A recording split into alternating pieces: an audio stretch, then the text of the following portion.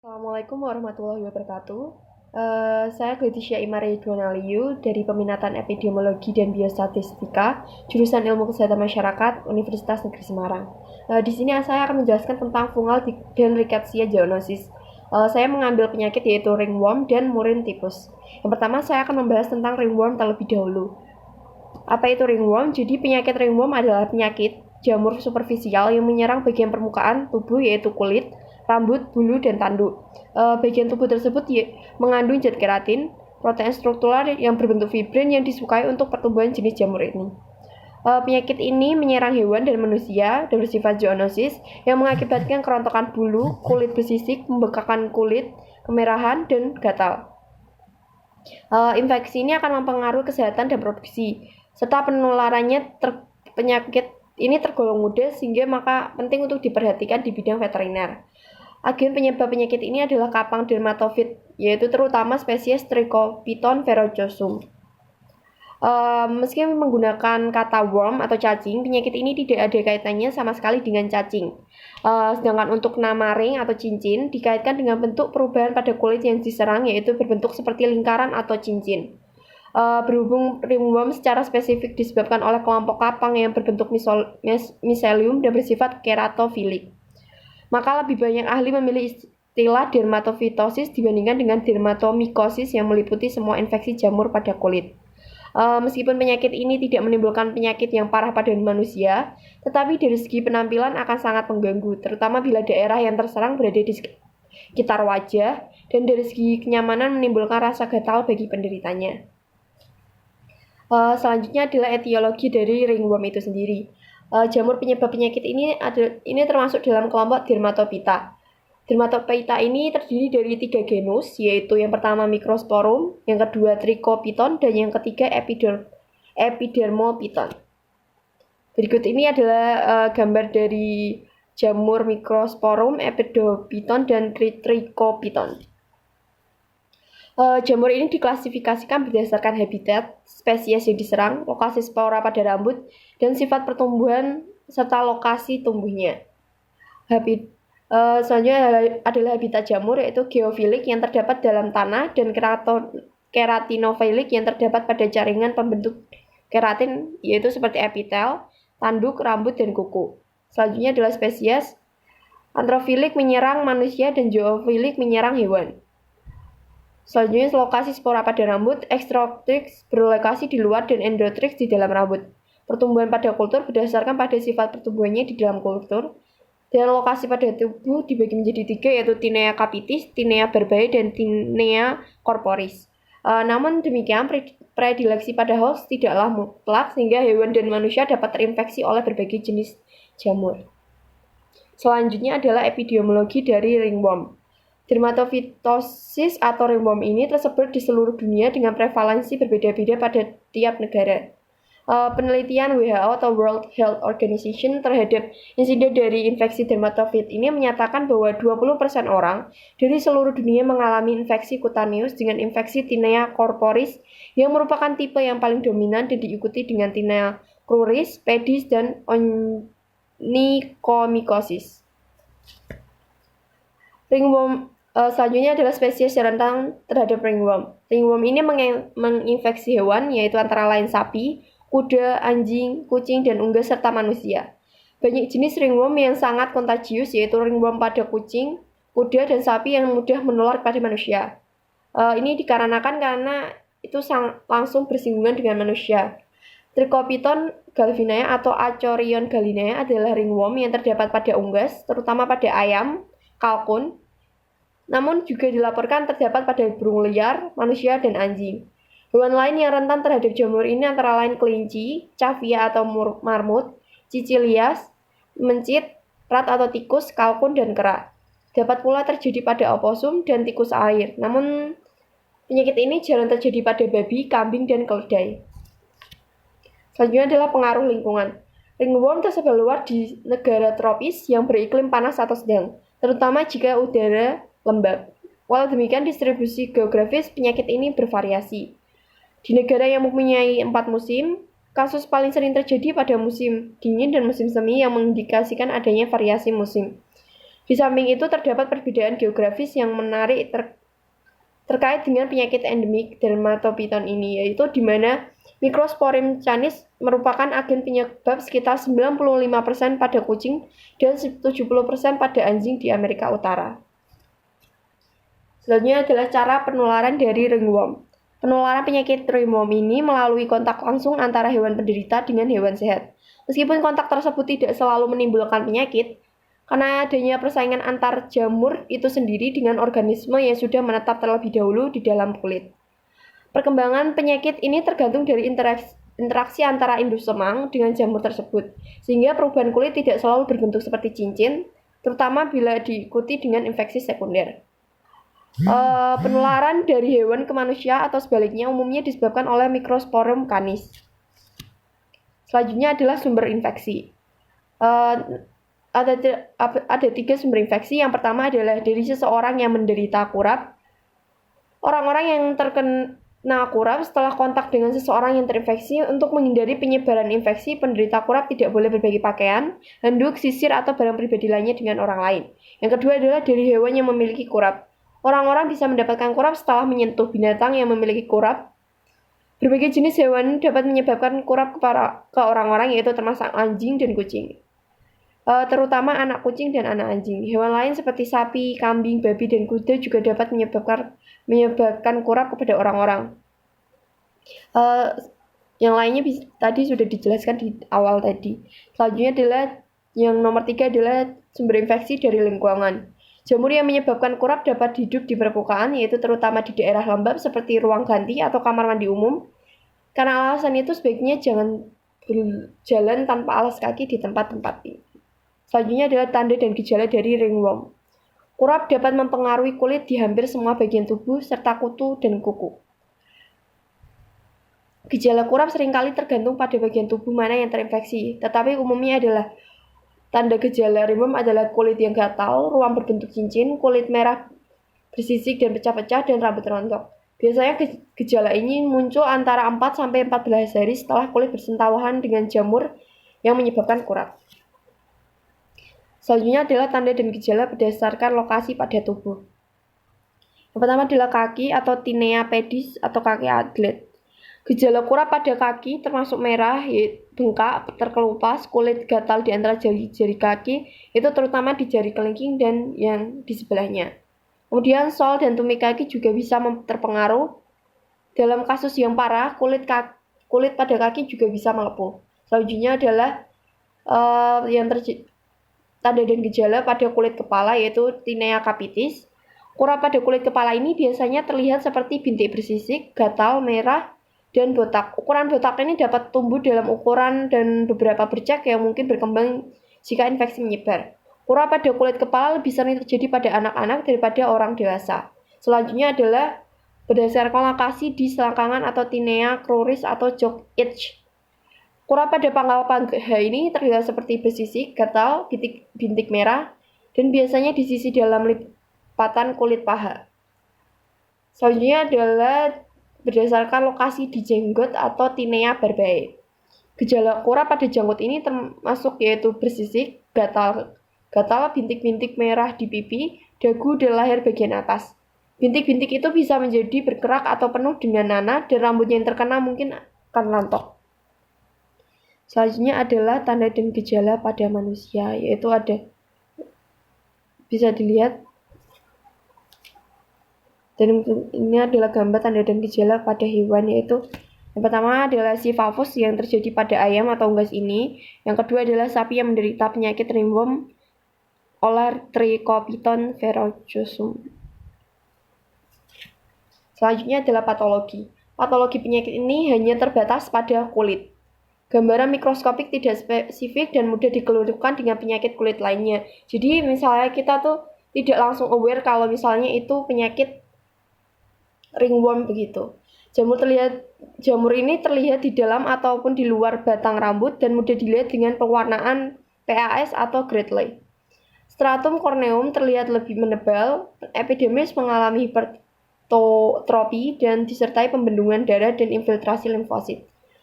Kemudian jika terjadi infeksi pada folikel rambut, maka folikel tersebut akan rusak, dan jika terjadi infeksi sekunder, maka infiltrasi neutrofil akan menjadi semakin nyata.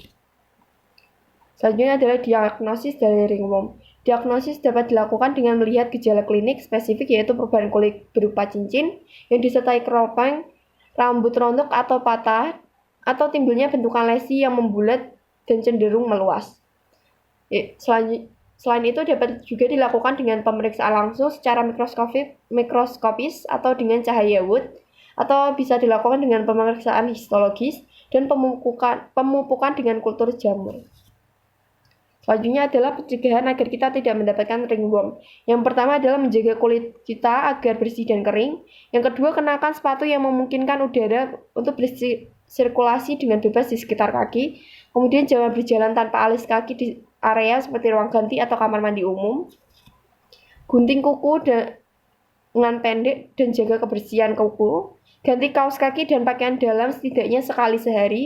Jangan berbagi pakaian, handuk, spray, atau barang pribadi lainnya dengan seseorang yang memiliki kurap atau ringworm ini. Selanjutnya adalah cuci tangan dengan sabun dan air mengalir setelah bermain dengan hewan peliharaan, terutama anjing dan kucing. Jika Anda kemudian misal kita curiga kepada hewan peliharaan yang memiliki kurap, dapat dibawa hewan tersebut ke dokter hewan.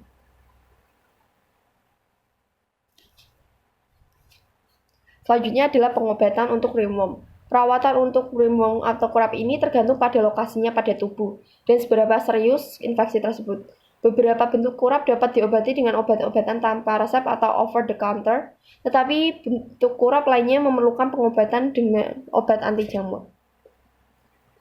Kurap pada kulit seperti kaki atlet atau tinea pedis dan Tinea cruris biasanya dapat diobati dengan krim anti jamur, lotion, atau bubuk yang dioleskan ke kulit selama 2-4 minggu.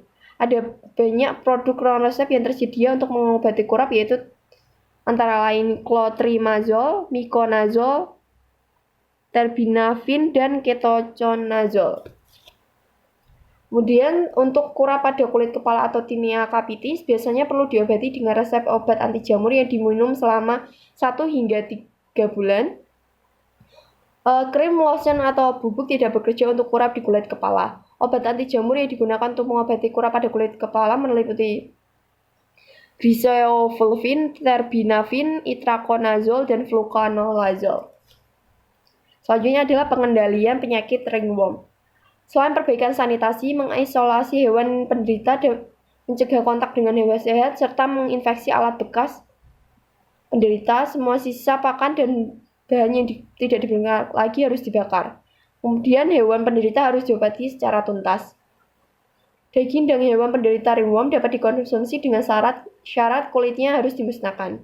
Daging tersebut harus dimasak terlebih dahulu sebelum diedarkan.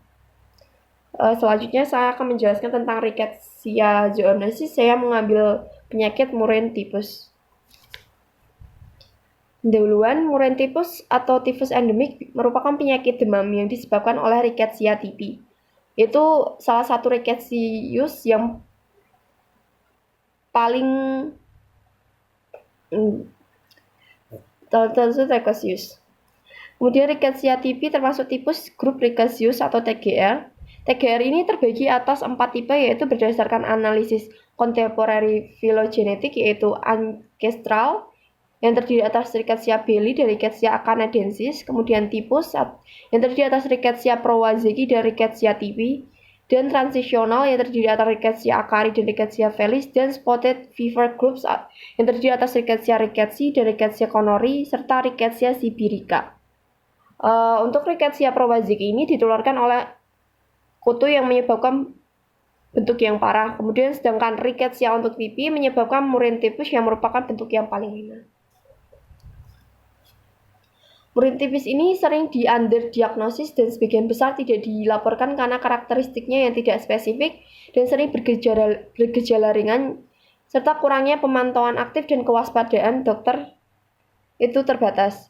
Diagnosis murine typhus ini sering keliru dengan demam tifoid, yaitu terutama di negara-negara tropis.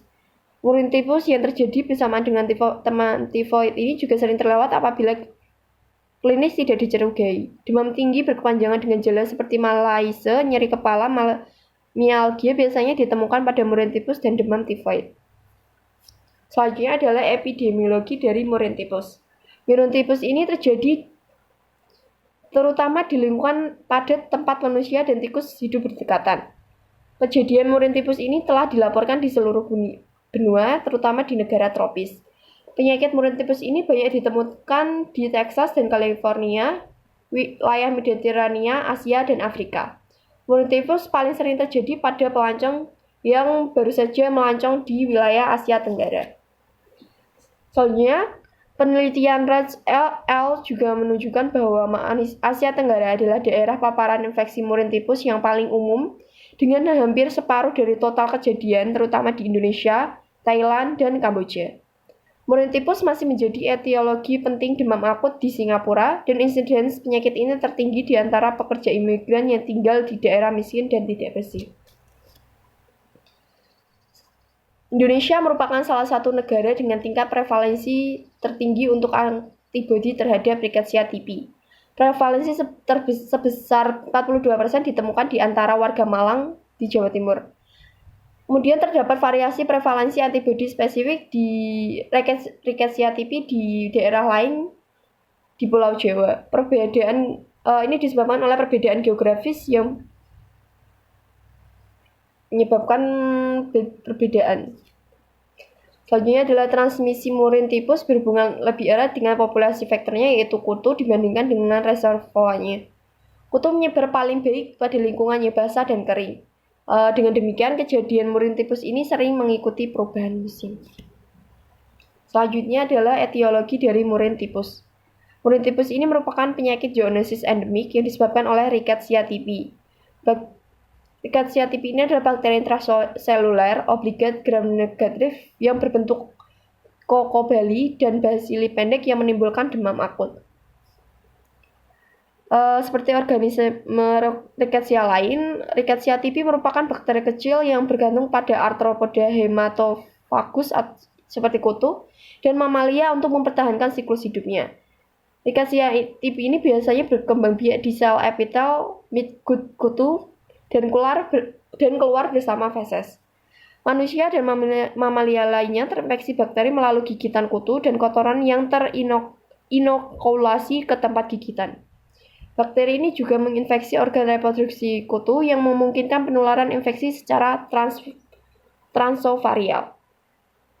Faktor utama dari murine typhus ini adalah kutu tikus, yaitu Xenopsila xeopis. Selanjutnya adalah cara penularan. Berikut ini adalah cara penularan dari murine typhus. Siklus klasik murine typhus ini melibatkan tikus hitam atau ratus-ratus dan tikus coklat atau ratus norvegicus di daerah perkotaan dan kutu tikus Xenopsila xeopis. Murine typhus ini juga ditemukan di daerah pinggiran tempat tupai, kucing, anjing, dan kutu yang hidup berdampingan, terutama di daerah dengan kebersihan yang rendah dan kontak dekat dengan tikus dan manusia. Reservoir lainnya adalah oposum dan kucing. Seperti halnya leptospirosis, insiden murine typhus ini memuncak musiman pada musim panas. Dikarenakan kondisi iklim musim panas dan basah menambah jumlah tikus dan meningkatkan resiko manusia untuk terpapar.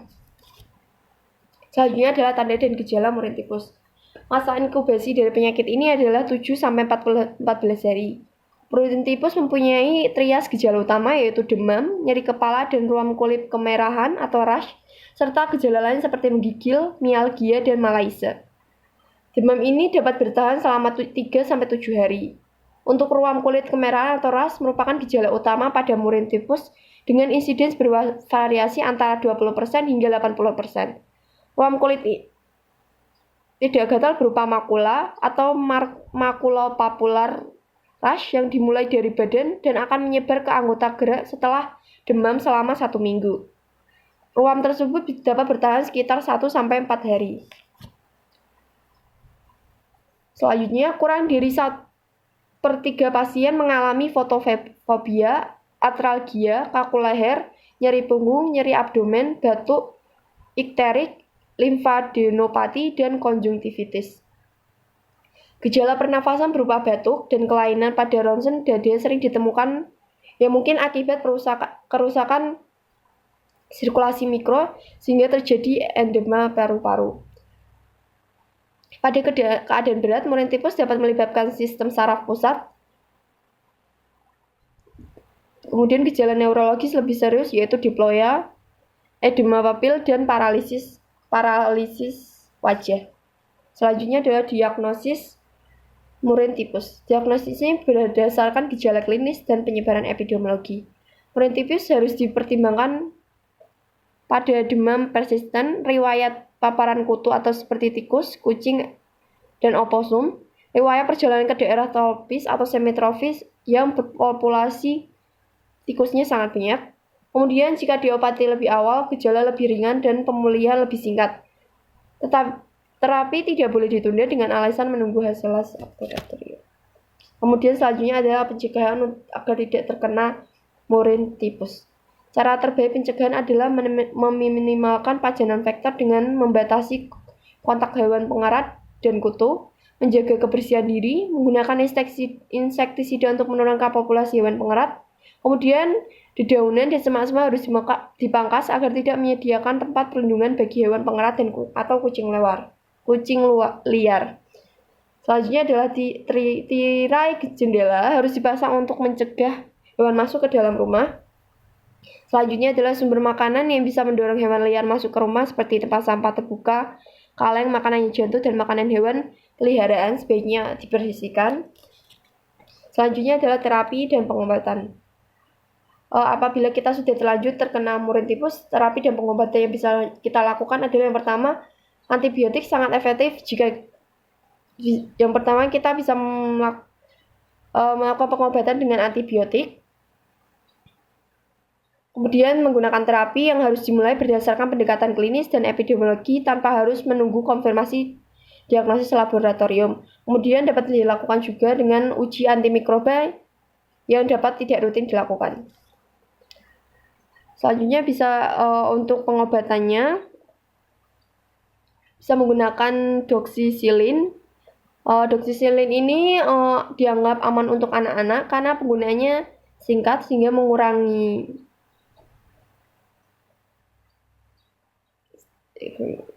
Selanjutnya adalah chloramphenicol juga telah terbukti efektif dan mungkin merupakan alternatif pada wanita hamil trimester pertama dan kedua. Durasi terapi bervariasi dari minimal 5 hari hingga maksimal 3-4 hari bebas demam. Sebagian besar kasus diobati dengan doxycycline atau chloramphenicol atau ciprofloxacin. Terima kasih.